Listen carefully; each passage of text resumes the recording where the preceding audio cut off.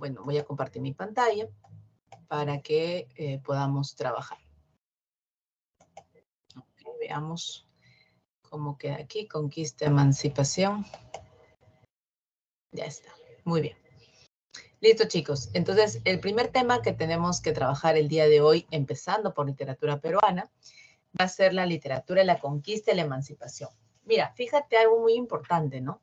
El término, literatura de la conquista. Profe, ¿no sería mejor la literatura de la invasión? En Historia del Perú, ustedes estudian justamente un apartado titulado Historia de la Invasión, pero nosotros seguimos llamando conquista por un rasgo muy particular, porque recuerda que la literatura de la conquista fue justamente impuesta, digamos, por un patrón español. Ya, patrón no me refiero a un señor, sino un patrón, un canon español. Muy bien, pero antes de empezar con el tema de hoy, quería aclarar algo, ¿no? Siempre me dicen, profe, ¿no hubo literatura antes de la llegada de los españoles? Claro que sí. La famosa literatura prehispánica, que es propia de los pueblos de América, ¿correcto? El Perú tuvo su literatura prehispánica, pero acuérdate, ¿cuáles eran las características de nuestra literatura antes de la llegada de los españoles? Cumplía con 3 características. Era una literatura oral, se transmitía de forma oral, no había escritura propiamente. Era una literatura agrarista, que tenía que ver con el agro, el campo, ¿correcto? Y la tercera es que era una literatura básicamente anónima, porque se basaba en la comunidad y no en un individuo, ¿correcto?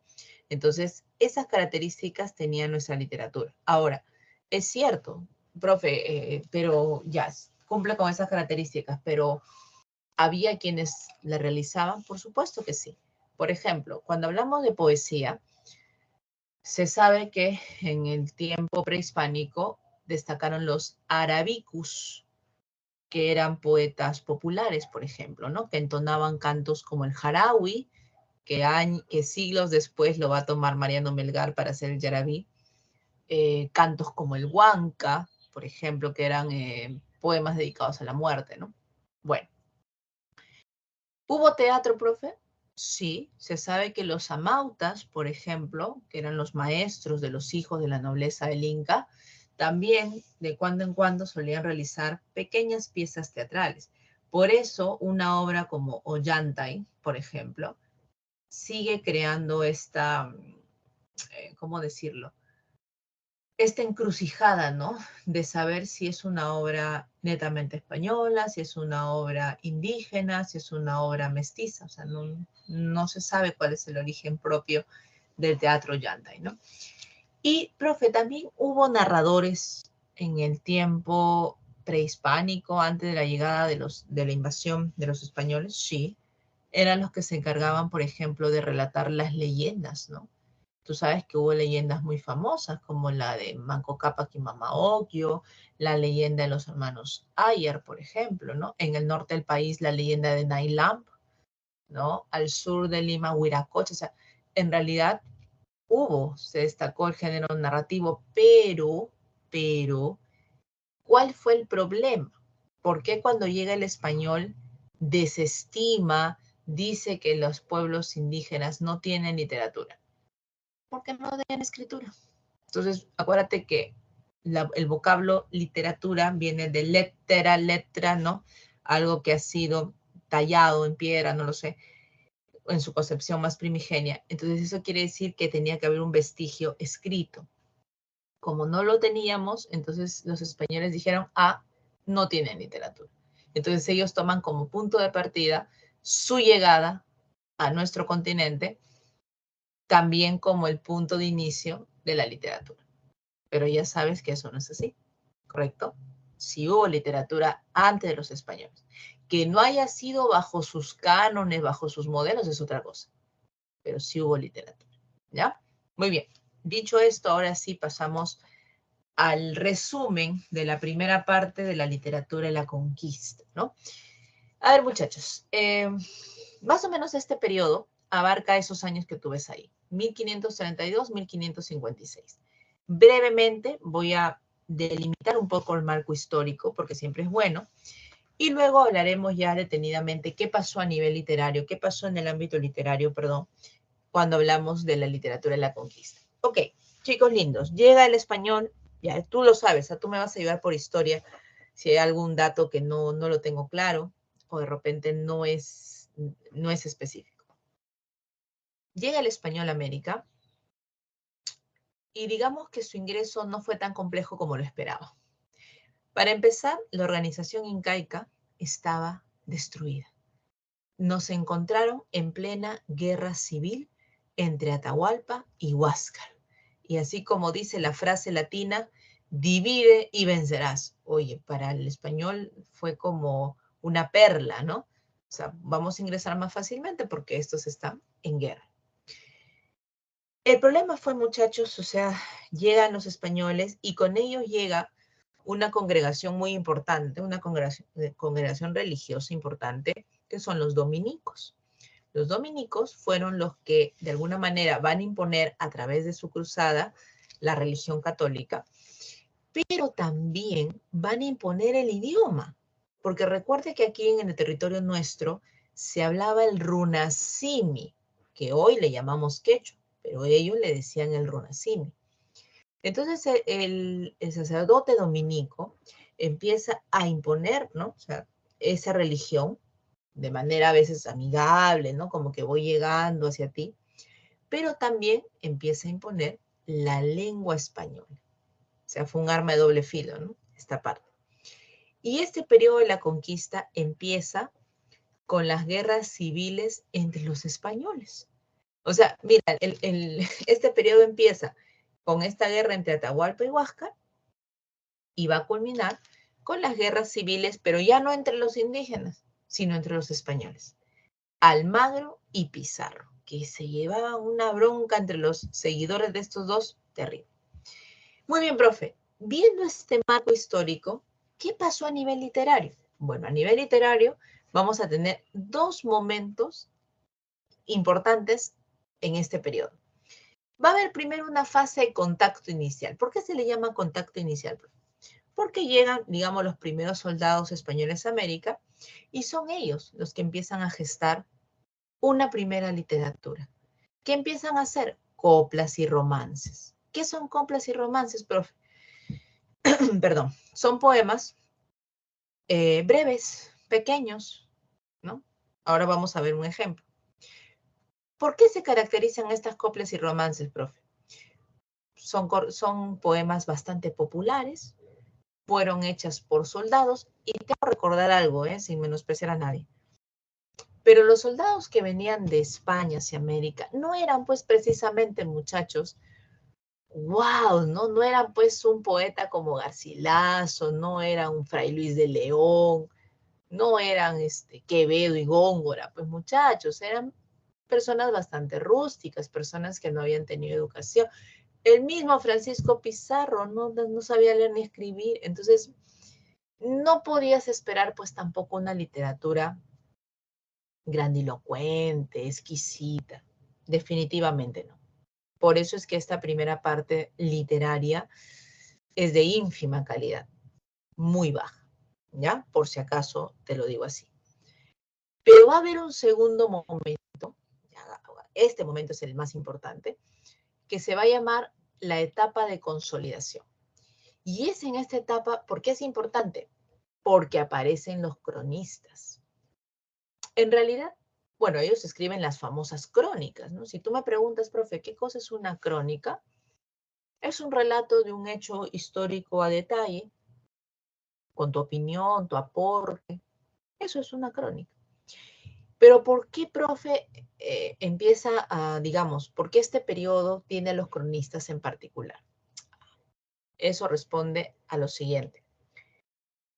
Cuando el rey de España, Carlos V, porque con él empieza la invasión a América, quería pues saber, oye, ¿qué está pasando en el Nuevo Mundo? Y recibía los informes de los soldados. Informes mínimos, apenas, como te repito, sabían leer y escribir, no sabían dar detalles de lo que estaban viendo, o sea, El rey dijo no, definitivamente de estas personas no me puedo fiar, pues.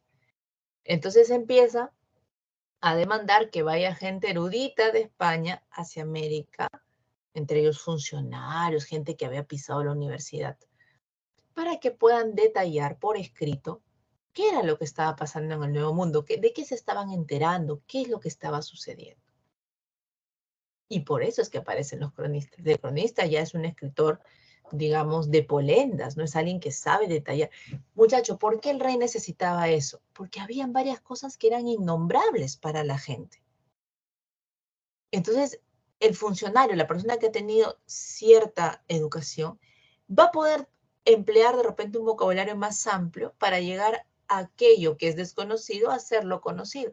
Te pongo un ejemplo, ¿no? Dicen que cuando Colón llega a América, llega a un, no me acuerdo cómo, el lugar exacto,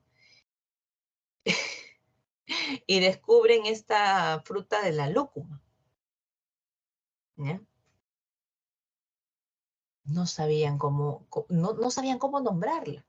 O sea, ya, los aborígenes podían haberle dicho, se llama lúcuma, ya, listo. Explícala.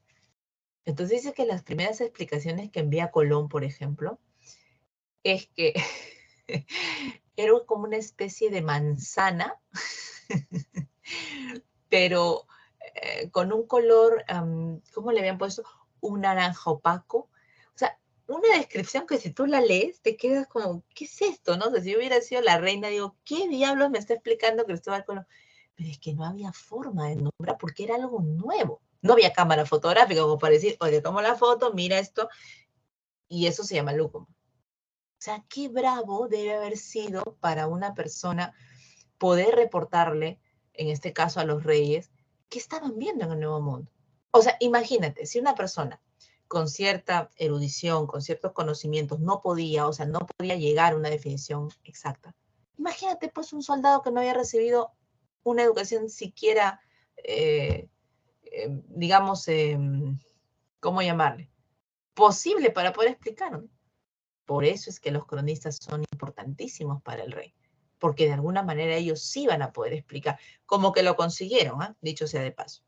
Muy bien, quiero que veas un ejemplo de una copla, para que tú compares, estamos en 1532 a 1556, en este momento el poeta Garcilaso ya tiene un nombre en España, va a aparecer la Escuela Salmantina con Fray Luis de León. Ya, quiero que compares, que recuerdes esos hermosos sonetos, esas liras que hemos visto, con lo que vas a leer ahora, ¿ya? Esta es una copla de un soldado anónimo. Dice, Almagro pide paz, los Pizarro guerra, guerra, todos ellos morirán y otro mandará en la tierra. ¡Wow, profe! Es tan bello como el soneto 23 de Garcilaso. No, pues muchachos, esto es de una calidad muy baja. Pero si hay algo que yo le rescato a la copla, es lo siguiente. Ese soldado nos está aportando una información interesante. Para empezar, ese soldado tiene que ser seguidor de Almagro, definitivamente, porque lo deja bien, ¿no? Dice Almagro pide paz. ¿A quiénes deja mal? A los Pizarro. Profe, ¿por qué dice los? No solamente es Francisco Pizarro, no. Francisco vino con su hermano Gonzalo, que es el que va a realizar las expediciones en la selva. Y muchachos, me van a perdonar, pero nunca me acuerdo del otro Pizarro. Sé que hay otro, no sé si es Manuel, no me acuerdo, pero había otro. Eran tres Pizarro. Y según esta declaración del soldado, los tres pues pareciera que son terribles, ¿no? Todos ellos van a morir, por supuesto, y otro mandará en la tierra. O sea, siempre va a haber alguien que gobierne la tierra, ¿no? Esta me la pirateé de tu libro de historia. Dice, al señor gobernador, mirarlo bien por entero. Allá va el recogedor y aquí queda el carnicero. Ay, qué horrible copla. Pero no horrible por la forma, sino horrible por el contenido. ¿Quién era el recogedor? Almagro, Diego de Almagro, era el que recogía el dinero desde la corona española, a veces de viajar, para poder justamente armar toda esta gesta de la invasión, ¿no? ¿Y quién era? O también el que va a recoger los impuestos de aquí, la plata, se la lleva el rey, también era un toma que te doy, ¿no? ¿Y quién es el carnicero, profe? Pizarro. Pizarro era temible, ¿no? Desde que daba unos castigos prácticamente mortales. Si tuviéramos que sintetizar cuáles son las características de esa literatura, muchachos, diríamos, en su inicio, ¿no? Era una literatura de baja calidad, tiene un mayor valor histórico.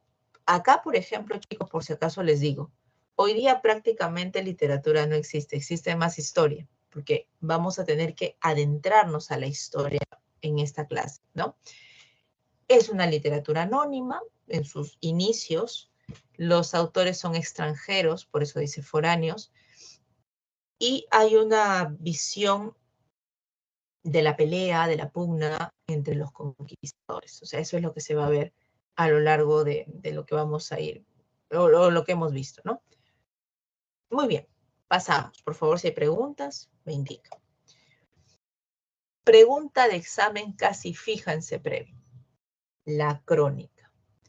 ¿De qué se nutre una crónica, profe? ¿De qué se Profesora, nutre?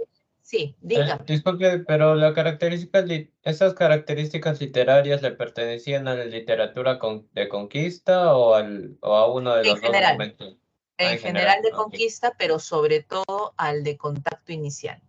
Porque el cronista sí pone su nombre, ¿eh? El cronista no es anónimo, pero básicamente el contacto inicial van este tipo de características de forma general, ¿ya?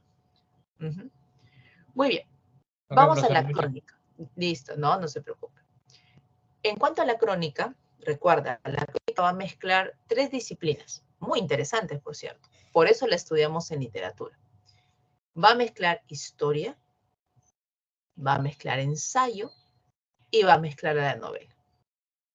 ¿Por qué el cronista necesita la historia? Porque el cronista trabaja con datos y fechas. Ojo, el cronista no solamente va a observar el presente, o sea, es decir, ya ve, ¿no? De repente algún tipo de alimento, costumbres de algún lugar donde se encuentra, sino también va a contar parte del pasado, lo que aprende de lo que escucha, digamos, de los indígenas de su entorno. Pero al mismo tiempo que el cronista va a la historia para poder contar su crónica, también es ensayista, porque brinda su opinión. Porque si no hiciera eso, sería un historiador, pues no le llamaríamos cronista. Pero el cronista, al mismo tiempo que te va contando el hecho, te va diciendo qué opina él al respecto. Si el hecho estuvo bien, no fue preciso, ¿no? ¿Y por qué nosotros lo hacíamos en literatura, profe? Sobre todo por la parte novelesca. El cronista se va a atribuir el hecho de poder insertar elementos de ficción para contarte la historia. A ver, profe, un ratito, profe, téngase. Eso quiere decir que el cronista puede insertar elementos que no son ciertos, pero que son creíbles para quien lo lea. Así es. Va de alguna manera a insertar algunos elementos para poder dar un giro, un redondeo a la historia que sea interesante de leer, pero que no necesariamente haya ocurrido. Porque él no es historiador, pues él es cronista. Entonces puede atribuirse ese hecho. Eso no quiere decir que vamos a desdeñar al cronista. Ah, no, profe, porque no me está contando la historia como yo quiero. Para eso léete a un historiador. El cronista lo que hace es relatar un momento histórico con su opinión y sobre la base de ciertos elementos de ficción para hacer entretenida la historia. Por eso es una especie literaria la crónica. Está dentro de la literatura. ¿Ya? Ahora, ¿quién ha dado esta teoría, profe, de que la crónica se nutre de historia, ensayo, novela? El famoso historiador Augusto Tamayo, quien le dedicó 30 años de su vida al estudio de las crónicas. Entonces, él a partir de la lectura de ellas dice, bueno, hemos visto o he podido concebir que justamente digamos, ¿no? Los cronistas se nutren de estas tres disciplinas. Recuerda cuál era el propósito de la crónica. Relatarle al rey de España lo que estaba sucediendo, lo que estaban viendo, lo que había sucedido en el Nuevo Mundo, que es América. ¿ya? No te asustes por la tabla que vas a ver. No todo esto te van a preguntar para el examen. Yo solamente voy a detallarte, te voy a decir este sí y este no. Pero lo que sí quería mostrarte es que cuando se habla de los cronistas, tenemos una variedad, una clasificación más amplia, pero yo para esta mañana he traído digamos, la clasificación que se trabaja para el examen y una clasificación que también podría resultarte en cierta parte interesante, ¿no? Esta clasificación responde a los cronistas por la raza, españoles o la procedencia de origen, indígenas y mestizos. Solo para hacerte una aclaración. El mestizo es el hijo de español con indígena. O sea, tiene las dos sangres. El mestizo. Correcto. Tú me dirás en este momento, pero profesora Miranda, ¿no se supone que el rey manda a sus cronistas propios de España para que escriban sobre la realidad del territorio? ¿Qué hace ahí un cronista indígena? Que el cronista indígena también aprendió del español, pues.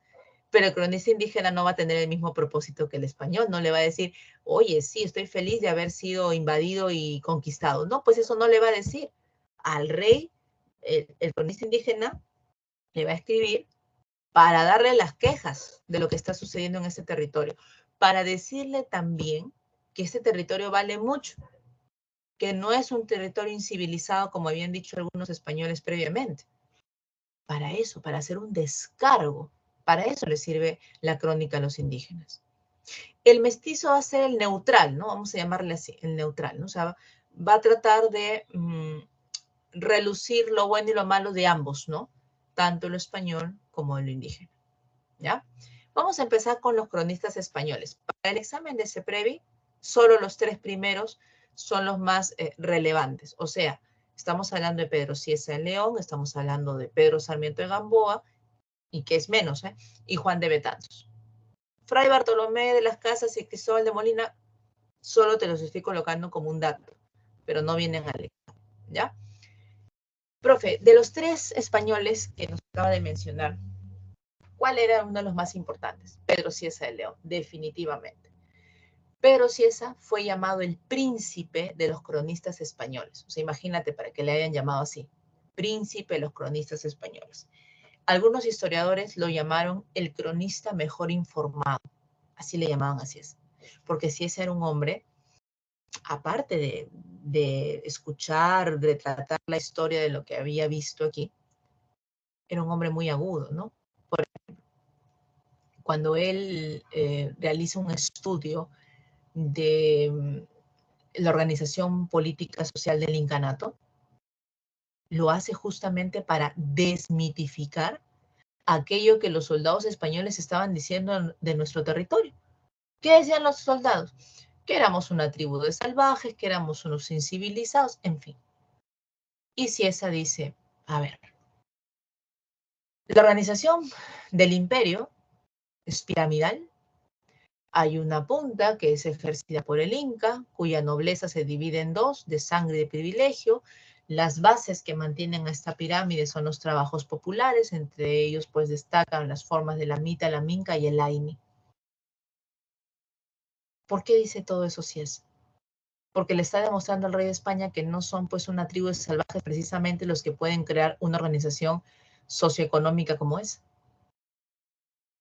Una cosa que sí no gustó a algunos historiadores fue que Cieza dijera también que el Inca era considerado un tirano. Y es lógico, porque hubo muchos pueblos que quisieron separarse justamente del poder del Inca, porque el Inca tampoco es que era buena gente, era el rey de Utopía, no, era una persona también que avasallaba pueblos para poder sumarlos al imperio. Pero aquí, pues, algunos historiadores, ¿no? Que tienen una afiliación ya súper chauvinista. No, que cómo puede hablar si es así, si el Inca trataba de, ¿no? Como que unir. Bueno, por eso yo siempre he dicho, muchachos, lean de todas las fuentes posibles y ustedes mismos van a ir armándose una idea de lo que sucedió. Con esto no estamos diciendo tampoco que, uy, si esa cuánta razón. No, porque también los atropellos que sufrieron nuestros antiguos peruanos por la corriente española fue una barbarie. Eso nadie lo podría negar. así salgan estos hispanistas de ahora que sí, que gracias a ellos, no, gracias a ellos nada. Fue un choque cultural terrible y listo, este es el resultado. Ya está, esa es parte de la historia.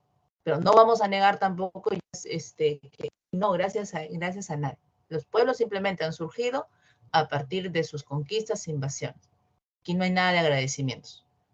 Pero tampoco nos vamos a poner en el plan que Machu Picchu pues era Disney. Machu Picchu, perdón, el incanato era Disney. Entonces, eso es lo que está diciendo Cies. Y yo estoy muy de acuerdo con Cies. La visión que se tenía, pero si no preguntan a los chancas, ¿por qué no se querían unir al incanato? Porque el Inca era visto como un tirano. Entonces, este tipo de situaciones, repito, ponían en contradicho muchas cuestiones, chicos. Por eso nuestra historia es bien compleja, porque hay varias vertientes de dónde estamos tomando. ¿Te das cuenta? Ahora, ¿cuál es la crónica que tiene Pedro Cieza? Crónica del Perú. Así se llama su crónica. Son 4 volúmenes. O sea, 4 volúmenes. Uno de los más importantes se llama El Señorío de los Incas, justamente donde Cieza hace toda esta aclaración. O sea, Cieza, si lo quiero poner de algún modo, es un tipo bastante objetivo, ¿no? Trata de zafarse ese tipo de sentimentalismos o cuestiones que digan, no, pues yo soy español. No, te lo digo tal como lo he visto, me lo han dicho, lo he podido comprobar, ¿no? Por eso es que el cronista, muchachos, tiene una característica. Tiene que observar los hechos. Tiene que saberlos de buenas fuentes. Es un gran trabajo de los cronistas, muchachos. Luego viene Pedro Sarmiento de Gamboa. Tú sabes que Pedro Sarmiento, según dice Raúl Porras Barrenechea, nuestro historiador, se cree que Pedro Sarmiento llegó al Perú como grumete. Grumete es esos chibolitos que se meten a los barcos a probar suerte, ¿no? O sea, no pagas pasaje. Y te metes ahí, te escondes hasta que, bueno, pues, ojalá no seas nunca descubierto porque te tiraban al mar, ¿eh? El grumete era el terrible. Y él viene, pues, al Perú. Ahora, ¿cuál es una ventaja, según Porras, de este cronista? Que este cronista vino jovencito, vino como a los 2 años. Entonces, cuando uno es joven, uno tiene esa ilusión por aprender, ¿no? Por ver un nuevo mundo. Y dice que Sarmiento era un tipo muy agudo, le gustaba mucho escuchar a la gente. O sea, imagino que tendría que haber aprendido el runasimi, o por lo menos alguien que se lo interpretara, pues, ¿no? Y justamente él tiene pues digamos, esta idea de ir tomando notas de todo aquello que le contaba. Una de las cosas que a mí más me fascinó saber de Sarmiento era que él se había ido, digamos, a la zona sur, ¿no? Del Perú. Y él había retratado, o le habían dado el dato, de que había pues como 200 variedades de la papa, que es el tubérculo, ¿no? Claro, y por un momento la gente pensó que Sarmiento había exagerado, ¿no? No, ¿cómo va a ser tanto? Bueno, hoy se sabe que hay más de no sé cuántas, más de 1000 variedades, ¿no? Estamos por los 6000 variedades de la papa, y muchas de ellas se encuentran en el territorio peruano y boliviano, ¿no? Entonces estaba en el camino Sarmiento, más bien le faltó mucho por llegar, ¿no? Pero digamos que eso fue lo que pudo averiguar. Luego viene Juan de Betanzos, él tiene la historia índica por si acaso. Luego viene Juan de Betanzos, y Juan de Betanzos sí es una particularidad entre todos los demás, ¿no? Porque Betanzos se casó, se dice, con una miembro de la nobleza incaica. Muchos creen que podría haber sido la hija, sobrina de Atahualpa. Entonces, como él se casa con esta muchacha, aprende el runasimi. Y a él se le atribuye la traducción de los hermanos Ayar. Por eso es que se pudo traducir los hermanos Ayar, que era una leyenda que se contaba en lengua antigua, en la lengua del runasimi, que no se llamaba quechua por si acaso. Y Juan de Betanzos la traduce para que los españoles puedan saberlo, ¿no? El idioma español. El Inca Garcilaso fue el que tradujo Manco Cápac y Mamaugio, por ejemplo, ¿no? Entonces, Juan de Betanzos nos dejó suma y narración de los incas, ¿ya? Bueno, luego ahí aparece Fray Bartolomé de las Casas, que fue uno de los religiosos, cronista religioso, que salió a favor de los indígenas. Él sí. O sea, él veía la barbarie que estaban cometiendo en América, entonces él retrataba, ¿no? Cristóbal de Molina, apodado también el Cusqueño. Vamos a los indígenas. Profe, los cronistas indígenas, ¿qué tenían que decir? Ya te dije, quejas contra el rey, demostrarle que este no era un territorio cualquiera, hablar un poco de la resistencia de los nativos frente al dominio español, ¿no?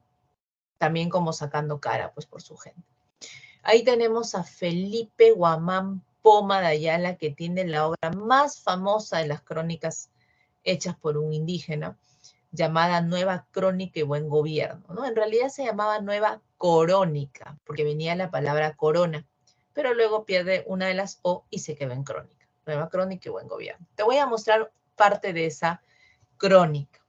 Se podría decir que Guamán Poma es uno de los primeros iconografistas de la literatura peruana, ¿no? Porque él escribe, pero también presenta imágenes, ¿no? Como las estás viendo aquí. Tiene textos tanto en quechua como en español, ¿no? Porque, digamos, algo aprendió el español, pero hay términos muy propios de su propia lengua, ¿no? Él escribe una extensa carta al rey de España, que en este momento era Carlos III, no Carlos V, estamos hablando ya del siglo siguiente, ya estamos hablando del siglo XVII, donde pues le indica, a modo de reclamo, qué cosa es un buen gobierno. O sea, como diciéndole, tu gente no gobierna bien, ¿no? Una cosa así, se achoró Guamán Poma, ¿no? Además, demuestra las bondades, ¿no? de lo que tiene esta tierra. Ahora, a mí me dio mucha pena cuando supe pues todo lo que había tenido que hacer Guamán Poma para dejar esa carta. Porque Guamán Poma no vivía en Lima, vivía en Ayacucho. Y desde Ayacucho tuvo que venir hasta Lima para poder dejar la carta que zarpe por el puerto del Callao, se supone, para que llegue a España. Muchachos, hizo el camino desde Ayacucho hasta Lima. Vino con su mujer y sus hijos y su perro. Su esposa lo abandonó y sus hijos también. Solo se quedó con el perro. Se quedó prácticamente sin nada, o sea, porque todo lo que había podido recolectar se le iba quedando en el camino, ¿no? O sea, para comer, etc. Dejó la carta. No se sabe si la recibiría el rey, pero sí llegó a Europa.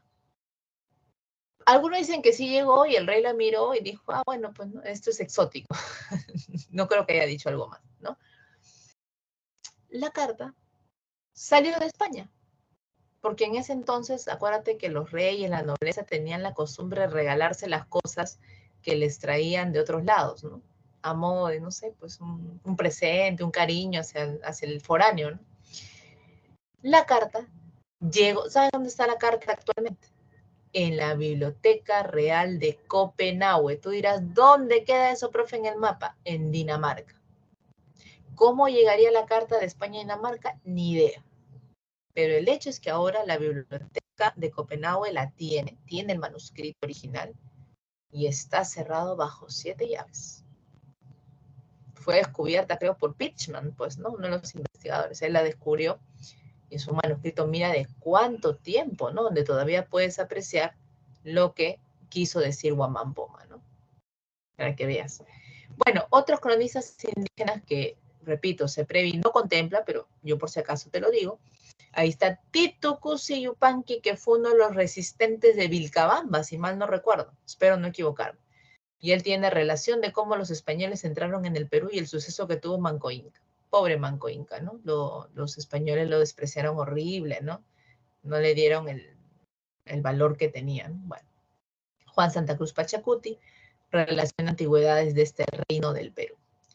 Vamos a los mestizos, ya. El mestizo es el que yo siempre he dicho, se lleva una parte, pues, ¿cómo decirlo? Interesante, pero al mismo tiempo bastante responsable lo que quiere decir, ¿no? Ahí tenemos a un primer mestizo, un cronista mestizo llamado Blas Valera, que tiene la historia occidentalis, pero también le llama historia de los incas, ¿no? También han puesto eso como traducción. Blas Valera fue, digamos, uno de los mestizos que más va a sacar cara por lo indígena.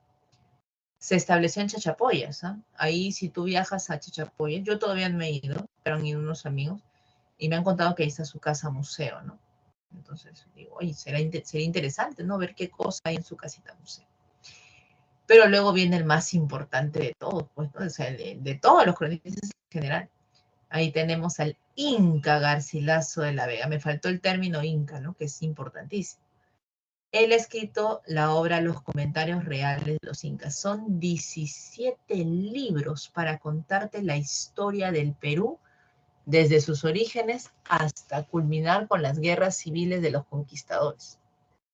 Ahora, hay un dato curioso, por eso le he puesto ojo. Tu profesor de historia te lo va a decir. Todo cronista que pretendía escribir una crónica tenía que estar en el lugar de los hechos, tenía que observar, tenía que escuchar las fuentes de primera mano, ¿no? El Inca escribió los comentarios reales cuando ya estaba en Europa. ¡Ah! Profe, pero si estaba en Europa, ¿cómo va a escribirlas? Porque tenía conocidos que les enviaba información que él requería. ¿Quiénes fueron las fuentes del Inca?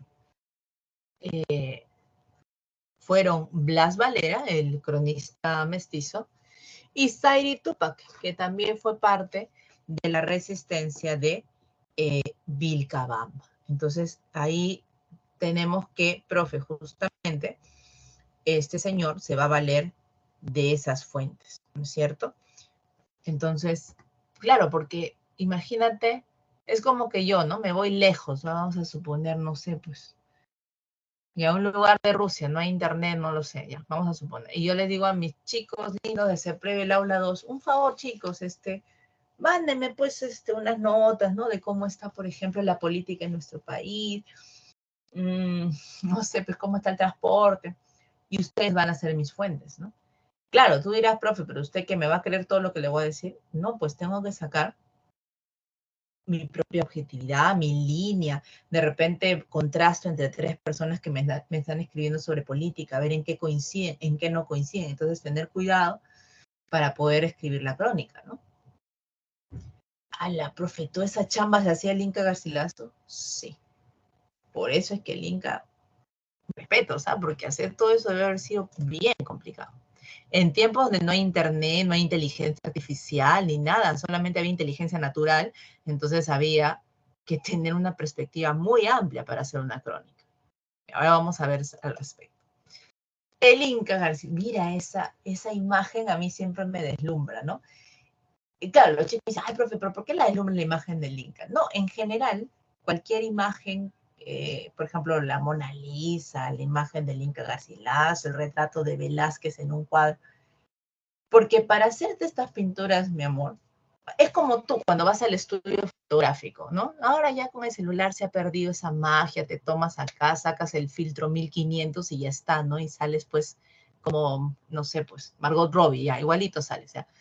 Pero antes no, pues chicos, antes había una ilusión cuando decían, vamos a tomarte foto al estudio, pucha, te ponías tu mejor traje, no sé, te maquillabas, te peinabas, no aparecías así como estoy, ¿no? ¿Por qué? Porque había una necesidad. En el tiempo de ellos era una pintura, porque costaba, elige cómo quieres ser inmortalizado en la imagen. O sea, imagínate si a ti te dijera, no tienes celular, nada, vístete como quieres que te recuerden a futuro. ¡Pala! Tú te vas a tu armario ahorita y dices, ¿cómo? Ya, lo mismo hacen ellos. Entonces, acá el Inca Garcilaso, mira lo que se ha elegido. Se ha elegido una indumentaria muy europea, pero con un bling bling, me dice un alumno. No, con un collar, ¿no es cierto? Que tiene al sol, que digamos, emana la cultura indígena, ¿no? Y con su pluma, que es parte también de lo europeo. Y quedó para la posteridad el Inca Garcilaso, mira, esa imagen tremenda, ¿no? Quedó así como que está escribiendo algo. Oye, el Inca Garcilaso, acuérdate que fue denominado el primer mestizo biológico y espiritual de América. Así le llaman. El príncipe de los escritores del Nuevo Mundo. El Nuevo Mundo es América, ¿ya? ¿Cuál fue su nombre, profe, verdadero? Porque no creo que se haya llamado el Inca Garcilaso de la Vega. No. Su nombre bautizo fue Gómez Suárez de Figueroa. Ay, profe, mejor que se haya puesto el Inca Garcilaso, me dicen muchos. Sí, su nombre fue Gómez Suárez de Figueroa. Profe, sus padres. ¿Es importante saber sobre sus padres? En el caso del Inca Garcilaso, sí. Su papito fue Sebastián Garcilaso de la Vega. capitán de uno de los cuadros de soldados en España, se dice que sirvió a Carlos V,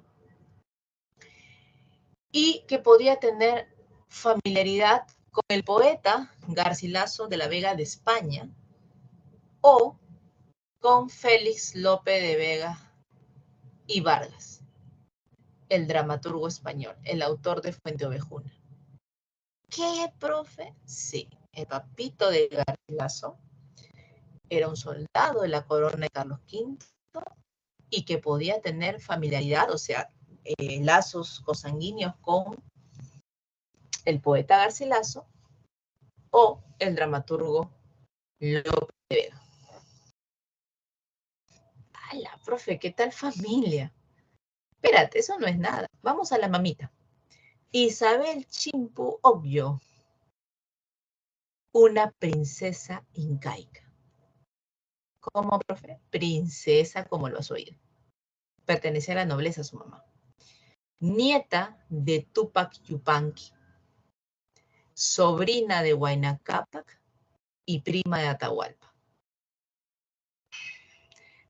La profe, tenía toda la zona VIP del imperio. Así es, Tupac Yupanqui, Huayna Cápac, Atahualpa. Por eso es que el Inca Garcilaso sentía ese orgullo de su abolengo, pues. O sea, por un lado tienes a un padre que sirve al rey de España y que además tiene filiación con escritores de la época. Y tienes una madre que pertenece a la nobleza del Inca y cuyos familiares han sido nada menos que mandatarios, gobernantes en algún momento de la historia. Por eso, ¿qué lo iban a mandar al Inca Garcilaso a la Villarreal, San Marcos? ¿Qué es eso? Nada. El Colegio de Indios Nobles del Cusco lo mandaron a estudiar, ¿no? No entraba cualquiera ahí, ojo. Y el Inca Garcilaso aprende, pues, bueno, por la madre aprende el runasimi, aprende español. Y cuando se fue del país y se instala en Europa, aprende griego, latín e italiano toscano. O sea, profe, el hombre se volvió políglota, hablaba varios idiomas. Por eso, con justa razón, dicen que el Inca Garcilaso va a ser el primer traductor de América. Pues, claro, porque él empieza a traducir obras que hubiera sido impensable tenerlas, provenientes de los idiomas que te he dicho, ¿no? Ahora, profe, ¿por qué se fue el Perú tan chibolito? Acá viene la parte triste de la vida de Garcilaso, ¿no? Lo que pasa es que el padre, Sebastián Garcilaso, no se quedó con Isabel Chimpu Ogllo, por si acaso. Casi ni uno de los que vinieron a estar con mujeres indígenas se quedaban con ellas, ¿no? Por muchas razones. Digamos, la más importante era porque la corona española los desconocía si se quedaban con estas mujeres. Entonces, prácticamente al padre Garcilaso lo obligan a elegir una mujer europea para su matrimonio, ¿no? Y se volvió a casar con una mujer de Portugal, creo, se casó el papá. Pero cuando muere el señor, lo llaman pues al Inca Garcilaso para que vaya, pues, ¿no? Porque iba a haber una herencia, ¿no? Por no en vano su padre había trabajado, dado su vida prácticamente a la corona. Y cuando llega, muchachos, ¿qué crees que sucede? Le niegan todo al Inca Garcilaso, no le dan pero ni un penique, ni una monedita le dan. Porque, ¿cuál fue la excusa? ¿Cuál fue el argumento que usa la corona? Que él era un hijo bastardo. No era un hijo legítimo de españoles. Entonces no lo reconocían como hijo de Sebastián Garcilaso de la Vega. ¡Hala, profe, qué terrible! ¿Y por qué no se regresó el Inca, muchachos? Porque viajar de continente a continente, ¿cómo te explico? Barato no es. Si hoy cuesta muchísimo, en ese tiempo era mucho más. Segundo, los viajes eran de meses y meses donde podrías contraer un montón de pestes y enfermedades. Creo que no era un viaje de placer, sino un viaje de tormento. Entonces, yo creo que esa experiencia no la quería repetir el Inca, aparte que la plata, ¿no? Entonces él decide quedarse en Europa, allá, y empieza a hacer una carrera militar, como el padre, pero al mismo tiempo, como ya hemos visto, Garcilaso era un tipo muy instruido, empieza a aprender los idiomas, empieza a escribir, y prácticamente es una vida allá. va a fallecer en 1616. Algunos dicen el 23 de abril, cosa que yo creo que es mentira. Murió en el 1616 y basta. Sino que dicen siempre 23 de abril para colocarlo igual que Cervantes, igual que Shakespeare. Da lo mismo. Bueno, listo. Y vamos a cerrar aquí con esta parte de las obras de Garcilaso. A ver, yo me imagino que tú habrás leído los comentarios reales. No creo que no te hayas leído ni una crónica. Pero por si acaso vamos a contar algunas. Bueno, vamos rápidamente. Yo te dije que Garcilaso hizo traducciones. ¿Qué cosa tradujo Garcilaso? Diálogos de amor de León Hebreo. Escúchame. Tú leyendo ese título, Diálogos de amor, tú pensarás, ay, tradujo poemas de amor de este autor León Hebreo. Nada más alejado de la realidad. Tradujo, la obra Diálogos de amor es un libro de filosofía neoplatónica, escrita en italiano toscano. Entonces, eso es lo que digo a mis alumnos, ¿no? ¿Por qué a mí me deslumbra Garcilaso como traductor? Muchachos, porque la gente piensa que traductor es el traductor de Google, ¿no? Ay, ahora te saca una traducción espantosa, pero ya, pues, traducción al fin y al cabo. Chicos lindos, la carrera de traducción es una carrera universitaria. Es una carrera que se estudia como se estudia ingeniería, como se estudia medicina. Porque aparte de saber el idioma, tienes que saber una multiplicidad de temas y justamente vocablos muy allegados a ellos para poder traducir. Con esto que te quiero decir, lo redondeo y termino, que el Inca Garcilaso, aparte de saber la variante dialectal del italiano toscano, dominaba filosofía, porque de otra manera no habría podido hacer la traducción. Eso es lo que me deslumbra de Garcilaso, o sea, que haya podido saber de la filosofía neoplatónica, que tuvo un momento de apogeo, y que además en el idioma en el que estaba escrito, ¿no? Tiene una novela histórica llamada La Florida del Inca, es una novela histórica, donde él cuenta la expedición fracasada, porque fue una expedición que fracasó, del navegante Hernando de Soto, cuando quiso llegar a la Florida, que se encuentra en Estados Unidos. No pudo llegar el pobre. Y él te cuenta esa historia. Esta de la Florida del Inca me causa gracia, porque, ¿cómo se llama este autor? Creo que es Gonzalo Silvestre, ¿ya? También era un escritor de época. Le cuenta la historia a Garcilaso, como que yo me encuentro contigo y te cuento, oye, mira, ¿sabías que, no sé, pues en tal lugar, ¿no? Y te cuento la historia. Y Garcilaso, como tenía un oído bien agudo, lo que hace es recrearla en una novela. O sea, lo que le cuenta a un amigo, él la recrea en una novela. Ya, o sea, mira la capacidad de Garcilaso, ¿no? A nosotros, ¿cuántas historias nos han contado y nunca le hemos llevado una historia novelada? Bueno, pues Garcilaso sí pudo. Ahora sí, vamos a la parte más importante de tu examen. Los comentarios reales de los incas, la obra de Garcilaso. Esta obra va a estar dividida en dos partes. Acuérdate bien, esa es pregunta de examen. La primera parte va a tener los 9 primeros libros de los 17 que te dije, los 9 primeros. Esta publicación se va a realizar en Lisboa, justo te he puesto la carátula, aquí donde la ves, ¿ya? La primera parte se publica en Lisboa porque iba dedicada a Catalina de Portugal, ¿correcto? Era una duquesa. Y esos primeros 9 libros van a relatar, retratar al Perú antiguo, desde sus orígenes hasta la caída de Atahualpa. Ahí se detiene. Acuérdate, la publicación se hace en Lisboa en 1609.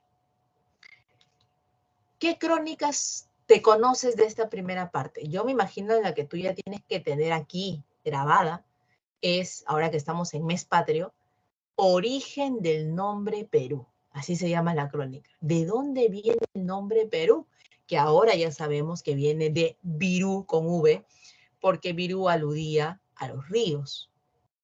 Pero cuando el Inca Garcilaso te cuenta la historia, es un mate de risa porque, y claro, puede haber sucedido así, ¿no? En el sentido de que se haya creado a partir justamente de esta imposibilidad de comunicación entre españoles e indígenas.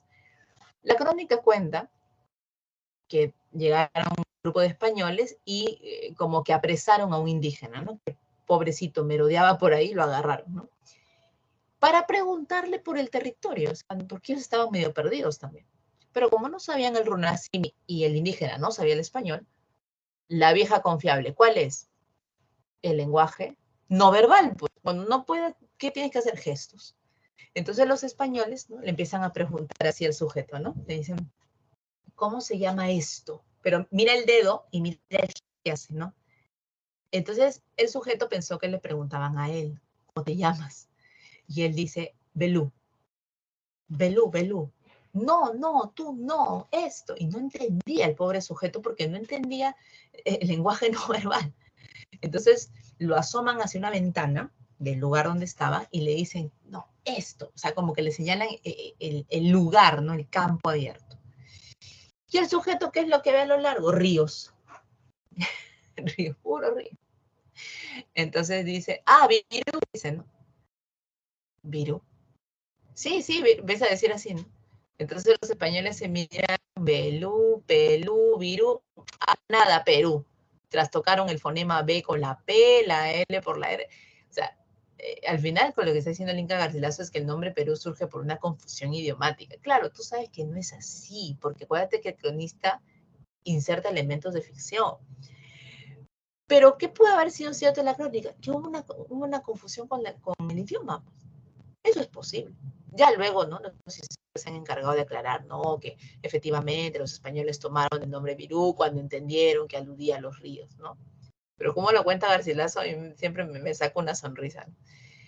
En la crónica 2, que tiene que ver con los límites del imperio, Garcilaso cuenta, pues, ¿no? Hasta dónde llegaba el imperio al norte, ¿no? Creo que era parte del Ecuador, al sur con el río Maule que está en Chile, al este pasando la cordillera de los Andes y al oeste con la Mar del Sur, que no se llamaba Océano Pacífico, sino se llamaba la Mar, perdón, del Sur, ¿no?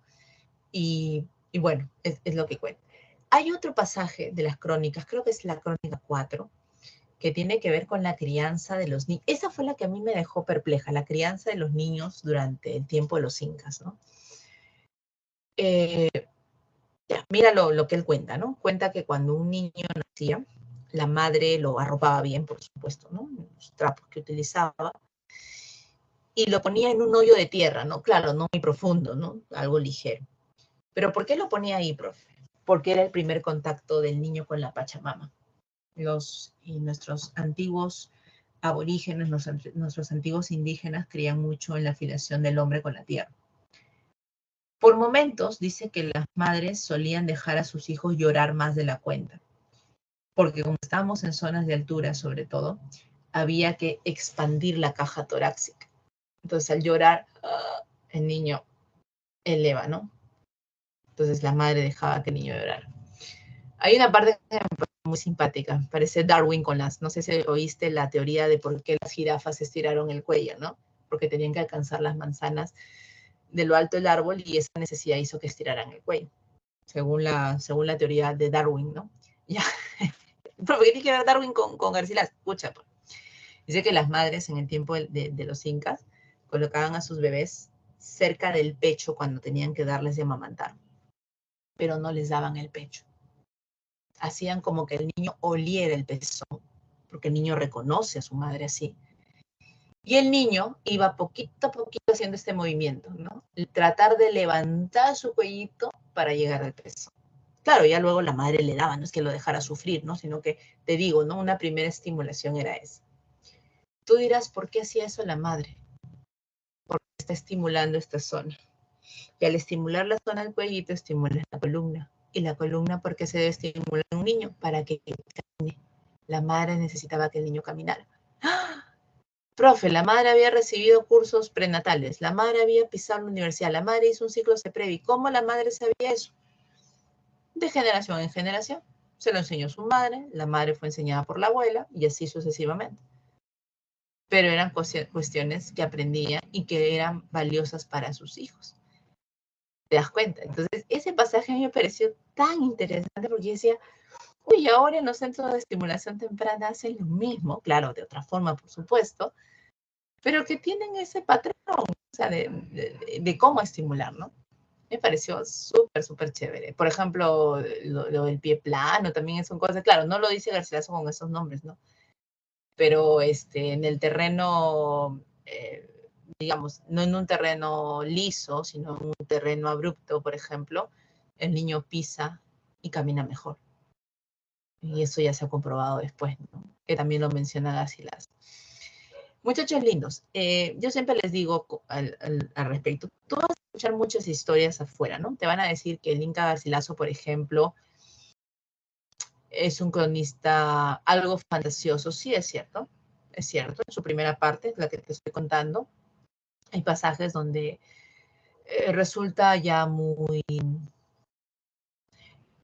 digamos que hace una imagen muy ficticia del imperio, ¿no? Por eso es que hay historiadores como Raúl Porras, por ejemplo, que no les gusta el Inca Garcilaso, porque consideran que manifestó siempre una visión muy idealista del imperio. En la segunda parte, por ejemplo, ahora viene la segunda parte, porque yo me quedo en la primera. Cuando sale la segunda parte de los comentarios reales, sale con otro nombre. Va a salir con el nombre Historia General del Perú. Son los 8 libros restantes. Y esta parte va a tratar sobre la guerra de los conquistadores, entre los conquistadores. Pizarro, Almagro, ¿no? Etcétera. Pero date cuenta de un dato importante que te dejaba ahí en mi PPT. El libro aparece en 1617, pero el Inca muere en el 16. Es una publicación póstuma. Esta publicación no la llega a ver Garcilaso, pero ya la había dejado pues prácticamente terminada, ¿no? Y en esta segunda parte, por ejemplo, que él trata sobre la conquista, ¿no? Perdón, sobre la guerra de los conquistadores, también hace un homenaje a su padre y también, por desgracia, justifica, voy a usar ese verbo, justifica la violencia de la invasión. Esa fue la parte que a mí particularmente me desagrada, ¿no? Porque prácticamente el Inca dice que había que agradecer, ¿no? Que nos invadieron porque de hecho una cultura europea era superior a la que había aquí. En fin. Incluso hay un pasaje donde dice pues que los indígenas que creían en cualquier cosa, ¿no? Que es posible si hubieran creído en las ratas, hubiera sido posible, ¿no? Claro, yo entiendo a dónde va la perspectiva del Inca Garcilaso, ¿no? Entiendo que quiere defender la figura de su padre, que quiere defender de pronto su abolengo español. Eso a mí me queda claro. Pero si hay que recordarle al Inca Garcilaso cómo es la historia de la humanidad, los seres humanos empezaron admirando a la naturaleza. Tienen una visión muy panteísta del ser humano. Nuestros pueblos eran así. Eso no los hace ni más ni menos, simplemente era una visión distinta. Yo creo que él esperaba, no sé, pues fuéramos como los griegos, los romanos, ¿no? Que sacan dioses abstractos. Sí, pero también tenían dioses que hacían alusión a la naturaleza. Una vez más, no los hizo ni más ni menos. Eran culturas distintas. Si no, ahí está el libro de los muertos de los egipcios, ¿no? Que creían en la luna, también, ¿no? Entonces, todo, por ejemplo, hay una fijación mucho con los felinos en la cultura egipcia, ya que también son gente inferior. No, son culturas distintas. Ahí es donde el Inca Garcilaso, te das cuenta, tiene ese tipo de, llámalo prejuicios, no sé, ¿no? Ideas preconcebidas que no se ajustan a un estudio más profundo, ¿no? Pero bueno, repito, muchachos, cada uno tiene derecho a equivocarse, pues no siempre va a ser perfecto la gente. El Inca Garcilaso en esta parte, digamos que tiene un juicio muy subjetivo de la cultura nuestra, ¿no? Bueno, y luego tenemos un libro de él poco conocido, que es La genealogía de Garci Pérez de Vargas, donde él hace un árbol genealógico, ¿no? Claro, un árbol de su familia, porque obviamente su familia, tanto por vía del padre como de la madre, es una familia muy sustanciosa, ¿no? Tiene incas, tiene familiares dedicados a la literatura, entonces había una necesidad, ¿no? Entonces yo les digo a ustedes, ¿no? Ustedes también han hecho su árbol genealógico en el colegio, cuando les mandaron a pedir la foto de su papá, su mamá, el hermano, el abuelo, para armar el árbol, ¿no? Y entonces yo siempre he dicho que ese trabajo, a pesar de que a ti te debe haber parecido el recreo, ¿no? Profe, hora libre. No, no era una hora libre.